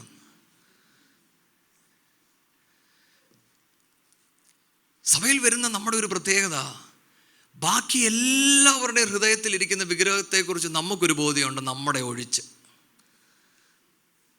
അതുകൊണ്ട് തന്നെ ഇന്ന് ഈ വചനം അപ്പുറത്തും ഇപ്പുറത്തും ഇരിക്കുന്നവരുടെ വിഗ്രഹത്തെ തൊട്ടാൽ സ്തോത്ര ഹാലയിലേക്ക് ഒരുപാട് വരും. കാരണം തൊട്ടത് ഇപ്പുറത്താണ്. ഞാൻ വിചാരിച്ചതുപോലെ തന്നെ ആ മോൻ സംസാരിച്ചു. എന്നെക്കുറിച്ചല്ല, അപ്പുറത്തിരിക്കുന്ന ആളെക്കുറിച്ച്. മക്കളെ, ഇന്ന് നമ്മൾ ഈ വചനം കേൾക്കുമ്പോൾ നമ്മൾ ദൈവസന്നിധിയിൽ നമ്മളെ ഒന്ന് ശോധന ചെയ്യണം. എന്താണ് എൻ്റെ ജീവിതത്തിലെ വിഗ്രഹം? എവിടെയാണപ്പാ എൻ്റെ കണ്ണുകൾ അടഞ്ഞു പോകുന്നത്? കാരണം ഒരു വിഗ്രഹം നമ്മുടെ അകത്ത് കയറിയാൽ നമ്മൾ ചെയ്യുന്നതൊക്കെ, പ്രാർത്ഥിക്കുന്നതൊക്കെ ആ വിഗ്രഹത്തെ സംരക്ഷിക്കുവാൻ വേണ്ടിയാണ്. നമ്മൾ ദൈവത്തോട് പ്രാർത്ഥിക്കുമ്പോഴും നമ്മുടെ പ്രാർത്ഥന, ദൈവമേ എൻ്റെ ജോലി നോക്കിക്കോണേ, എൻ്റെ കുടുംബത്തെ നോക്കിക്കോണേ അപ്പച്ച. ദൈവത്തിൽ സമർപ്പിക്കപ്പെട്ട ഒരു മനുഷ്യന് അവനറിയാം, എൻ്റെ നാഥൻ അറിയാതെ എൻ്റെ ജീവിതത്തിൽ ഒന്നും സംഭവിക്കത്തില്ല. ഹല്ലേലൂയ. ദൈവമക്കളെ, അതുകൊണ്ട് അബ്രഹാമിനെ കുറിച്ച് നമ്മൾ പഠിക്കുമ്പോൾ, അബ്രഹാമിനെ ദൈവം പരീക്ഷിക്കുമ്പോൾ, അബ്രഹാം എന്തുകൊണ്ടാണ് വിശ്വസിക്കുന്നതെന്നറിയാമോ? ചാമ്പലായാലും എൻ്റെ നാഥൻ ഉയർത്തും എന്ന് താൻ വിചാരിച്ചതിൻ്റെ കാരണം, തന്നെ വിളിച്ചിറക്കിയ നാഥൻ, ആ ശബ്ദം കേട്ട് അബ്രഹാം ഇറങ്ങുമ്പോൾ he knew the sovereignty of God. അതേ ദൈവം വാഗ്ദത്തം പറഞ്ഞാൽ അതിനെ തിരിച്ചു കൊണ്ടുവരുവാനും എൻ്റെ ദൈവം ശക്തനെന്ന് തനിക്ക് ബോധ്യമുണ്ടായിരുന്നു. ഹല്ലേലൂയ. ദൈവമക്കളെ, നമുക്കും ദൈവസന്നിധിയിൽ പ്രാർത്ഥിക്കാം. പിതാവേ, എൻ്റെ ചില വിഗ്രഹങ്ങളെ യാഗപീഠത്തിൽ വെൽക്കുവാൻ ദൈവമേ അങ്ങ് എൻ്റെ മേലൊരു കൃപ പകർന്നു തരണം എന്ന് നമുക്ക് ദൈവസന്നിധിയിൽ പ്രാർത്ഥിക്കാം. വേഗം 100 ചിന്തയും കൂടെ നമുക്ക് ഒരുമിച്ച് ചിന്തിച്ചിട്ട് ഞാൻ നിർത്താം. ഹോശേയ 7 അതിൻ്റെ 8ഉം 9ഉം വാക്യം കൂടെ വേഗം ഒന്ന് വായിക്കാം. ഹോശേയ 7 അതിൻ്റെ 8ഉം 9ഉം. ഹോശേയ. എഫ്രൈം ജാതികളോട് ഇടകലർന്നിരിക്കുന്നു, എഫ്രൈം മറിച്ചിടാത്ത ദോശയാകുന്നു. അന്യജാതികൾ അവൻ്റെ ബലം തിന്നുകളഞ്ഞു എങ്കിലും അവൻ അറിയുന്നില്ല, അവൻ അവിടവിടെ നരച്ചിരിക്കുന്നു എങ്കിലും അവൻ അറിയുന്നില്ല. ആമേൻ. അവിടെ എന്തുകൊണ്ടാണ് നമുക്ക് കഷ്ടതകൾ ദൈവം അനുവദിക്കുന്നത്? ചില കഷ്ടതകൾ വരുമ്പോൾ നമ്മൾ ചിലപ്പോൾ ദൈവത്തിനോട് പറയും, അപ്പാ എൻ്റെ ജീവിതത്തിൻ്റെ ആരംഭം മുതൽ എല്ലായ്പ്പോഴും ദൈവമേ കഷ്ടതകളാണ്. പക്ഷെ അവിടെ എഴുതിയിരിക്കുന്നത് നിങ്ങൾ കണ്ടോ? എഫ്രൈം മറിച്ചിടാത്ത ദോശ പോലെ ആകുന്നു എന്ന് പറഞ്ഞാൽ, ഒരു ഭാഗം കുഴപ്പമില്ല, മറ്റേ ഭാഗം മറിച്ചിട്ടില്ല എന്ന് പറഞ്ഞാൽ, നമ്മൾ ഒരു കഷ്ടതയിൽ കൂടെ കടന്നു പോയപ്പോൾ എങ്ങനാണ്ടൊക്കെ ആ കഷ്ടതയിൽ നിന്ന് ചാടി ഇങ്ങിപ്പുറത്ത് വന്നു. അടുത്ത കഷ്ടത വരുന്നു എന്ന് അറിഞ്ഞാൽ മതി, അപ്പോഴേ നമ്മൾ ഓടും. അപ്പോഴേ നമ്മുടെ പ്രാർത്ഥന ഇതാണ്: പിതാവേ, കഴിഞ്ഞ പ്രാവശ്യത്തെ കഷ്ടത തന്നെ ഒരു വിധത്തിൽ ഇപ്പുറത്ത് ചാടിയത്, ഈ പ്രാവശ്യം എന്നെ തൊട്ടാ പണിപാളും. മക്കളെ, നിങ്ങൾ ഈ വചനം വായിക്കുമ്പോൾ അവിടെ എഴുതിയിരിക്കുന്നത് എന്താണെന്നറിയാമോ? അങ്ങനെ അനുവദിക്കാത്തത് കൊണ്ട് അവരുടെ ബലം നഷ്ടപ്പെട്ടു പോയി. ആ വാക്യങ്ങൾ ഞാൻ എടുക്കുന്നില്ല. ബാലാക്ക് ഇസ്രായേലിനെ നോക്കി പ്രവചിക്കുമ്പോൾ, ഇവർ വേർപെട്ട ജനം, ഇവരുടെ മധ്യേ ദൈവം വസിക്കുന്നു. എന്നിട്ട് ഇങ്ങനെ എഴുതിയിരിക്കുന്നത്, they have the strength of A unicorn. ഒരു സിംഹത്തിൻ്റെ ബലം അവരുടെ മേലുണ്ട്. ഞാൻ എന്താ പറയുന്നതെന്ന് അറിയാമോ ദൈവമക്കളെ? You can not have a compromised life. ദൈവം നിങ്ങളുടെ മേൽ കഷ്ടതകൾ അയക്കുമ്പോൾ, പ്രയാസങ്ങൾ അയക്കുമ്പോൾ, അവിടെ നിങ്ങൾ ദൈവത്തോട് എനിക്കിത് ചെയ്യാൻ പറ്റത്തില്ലെന്നല്ല പറയേണ്ടത്. ദൈവമേ, അബ്രഹാമിനെ പോലെ നമുക്ക് പറയുവാൻ കഴിയണം, ദൈവമേ, ഞാൻ ചിലത് വിട്ടാലും എൻ്റെ ദൈവത്തിൻ്റെ പദ്ധതിയെങ്കിൽ അത് മടങ്ങി വരും. നമ്മുടെ മേൽ ഒരു കോംപ്രമൈസ് ലൈഫ് വരുമ്പോൾ അവിടെ എഴുതിയിരിക്കുന്ന മറ്റൊരു വാക്യം, അതിൻ്റെ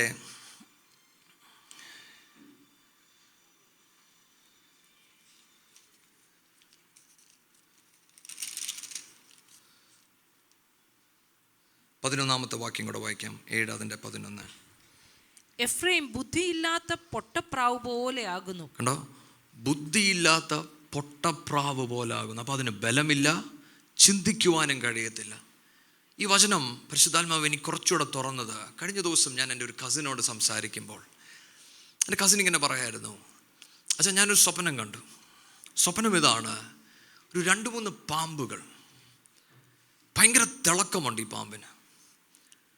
ഇത് ഞങ്ങളെ അറ്റാക്ക് ചെയ്യാൻ വന്നപ്പം ഞാൻ പെട്ടെന്ന് ചിന്തിക്കുകയാണ്, ഇതിന് കഴിക്കാൻ വല്ലതും കൊടുക്കണോ? കഴിക്കാൻ. What is this dream about?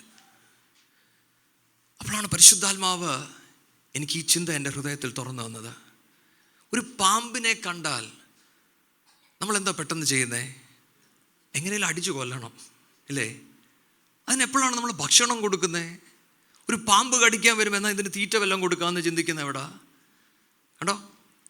നമ്മൾ കോംപ്രമൈസ്ഡ് ആകുമ്പോൾ നമ്മൾ ഡിസീവ്ഡ് ആയി പോകും. മറ്റുള്ളവർക്ക് മനസ്സിലാകും നമ്മൾ ചെയ്യുന്നത് പൊട്ടത്തരമാണെന്ന്, പക്ഷെ നമുക്ക് മനസ്സിലാകത്തില്ല. അതുകൊണ്ട് അവിടെ എഴുതിയിരിക്കുന്നത്, അവരുടെ ബലം പോയി. ഇസ്രായേലിനെ കുറിച്ച് പറയുന്നത്, അവർ സിംഹത്തെ പോലെ ഗർജിച്ച് ശത്രുക്കളെ കീറുന്നതാണ് അവരുടെ മേലുള്ള ബലം. പക്ഷെ ദ മോമെന്റ് ദേ കോംപ്രമൈസ്ഡ്, അവരെന്താ ചിന്തിക്കുന്നതെന്നറിയാമോ? എങ്ങനെ ഈ പ്രശ്നം പരിഹരിക്കാമെന്ന്. ഇതാ പാമ്പിനെ കണ്ടപ്പം എന്തോ കൊടുക്കണമെന്നാണ് ചിന്തിക്കുന്നത്. കാരണം ബലമില്ല അകത്ത്. ഇന്നെന്നെ കേൾക്കുന്ന നിങ്ങളോട് ഞാൻ പറയട്ടെ, എന്താണ് ദൈവം നിങ്ങളോട് സംസാരിക്കുന്നത്? അബ്രഹാമിനെ പോലെ എല്ലാം വിട്ടിറങ്ങുവാൻ ദൈവം നിങ്ങളോട് സംസാരിക്കുന്നുവോ? അവിടെ do you live A compromise life? Israel ജനത്തോട് മിസ്രൈം വിട്ടിറങ്ങുവാൻ പറഞ്ഞതുപോലെ ലോകത്തെ വിട്ടിറങ്ങുവാൻ പരിശുദ്ധാത്മാവ് നിങ്ങളോട് പറയുന്നു. അബ്രഹാമിന് തൻ്റെ ഇസാക്കിനെ കൊടുക്കുന്നത് പോലെ നിങ്ങളുടെ ഏറ്റവും വേണ്ടപ്പെട്ട പ്രിയപ്പെട്ടത് ചിലത് കൊടുക്കുവാൻ ഇന്ന് പരിശുദ്ധാത്മാവ് പറയുന്നുണ്ടോ? ഇന്നെന്നെ കേൾക്കുന്ന എല്ലാവരോടും ഞാൻ പറയട്ടെ, you can not live a double standard life. ഇവിടെയും അവിടെയും കൂടെ നമുക്ക് ജീവിക്കാൻ പറ്റത്തില്ല.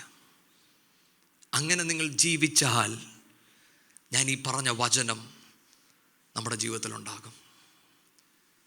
നമ്മൾ ക്രിസ്തുവിനെ അനുഗമിക്കുന്നു എന്ന് പറയുന്നുവെങ്കിലും ബലം ഇല്ല. പൗലോസ് പുതിയ നിയമത്തിൽ പറഞ്ഞത് ഭക്തിയുടെ വേഷം മാത്രം. ഇന്ന് സഭയ്ക്കകത്ത് ഒരുപാട് പേര് ഭക്തിയുടെ ശക്തി ഇല്ലാതെ ജീവിക്കുന്നതിൻ്റെ കാരണം they live a compromised life. ഇന്ന് ദൈവമക്കളെ, നമുക്ക് ദൈവസന്നിധിയിൽ ഒന്ന് പ്രാർത്ഥിക്കാം. എൻ്റെ ദൈവമേ, എന്നെ അങ്ങ് ഒന്നുകൂടും പണിയണം. അപ്പോൾ അങ്ങ് എന്നിൽ എന്തു ചോദിക്കുന്നോ അത് സമർപ്പിക്കുവാൻ ഞാൻ തയ്യാറ്. ഞാൻ അറിയുന്നു അങ്ങേപ്പോലാക്കുവാൻ, എന്നെ വിളിച്ച വിളി പൂർത്തീകരിക്കുവാൻ അങ്ങനെ പണിയുന്നു എന്ന് ഞാൻ തിരിച്ചറിയുന്നു. ദൈവമക്കളെ, അവിടം കൊണ്ട് തീരുന്നില്ല.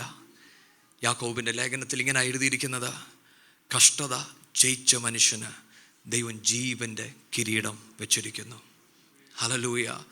ദൈവവചനത്തിൽ പറയുന്നത്, അപ്പച്ചൻ ആഗ്രഹിച്ചത് നമ്മുടെ ജീവിതത്തിൽ നടക്കുമ്പോൾ നമ്മൾ നാഥനെ മുഖത്തോട് മുഖം കാണുന്ന നാളിൽ ഈ ജീവൻ്റെ കിരീടം നാഥൻ നമുക്കായി തരും.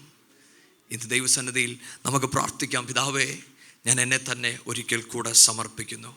മറ്റുള്ളവരെക്കാളൊക്കെ എൻ്റെ ജീവിതത്തിൽ കഷ്ടത വരുമ്പോൾ ഞാൻ അതിനെ സന്തോഷത്തോടെ നേരിടും. എന്തുകൊണ്ട്? എൻ്റെ നാഥൻ ലോകത്തെ ജയിച്ചിരിക്കുന്നതിനാൽ ഞാനും ഈ ലോകത്തെ ജയിക്കും. ഹല്ലേലൂയ. ഈ വചനത്താൽ ദൈവം നിങ്ങളെ സഹായിക്കട്ടെ. ഇന്ന് കേട്ട ഈ സന്ദേശം തീർച്ചയായിട്ടും നിങ്ങൾക്ക് അനുഗ്രഹമായിരുന്നു ഞങ്ങൾ വിശ്വസിക്കുന്നു. ഒരുപക്ഷെ നിങ്ങൾ ഇതുവരെയും ഈ ചാനൽ സബ്സ്ക്രൈബ് ചെയ്തിട്ടില്ലെങ്കിൽ ദയവായി ഇപ്പം തന്നെ ഒന്ന് സബ്സ്ക്രൈബ് ചെയ്യുക. ഈ സന്ദേശം മറ്റു ചിലർ കൂടി ഒന്ന് ഫോർവേഡ് ചെയ്ത് കൊടുക്കുക. നിങ്ങൾക്കിത് അനുഗ്രഹമായിരുന്നെങ്കിൽ തീർച്ചയായിട്ടും അത് മറ്റുള്ളവർക്കും ഒരു അനുഗ്രഹമായി തീരുവാൻ അത് കാരണമായി തീരും. God bless you.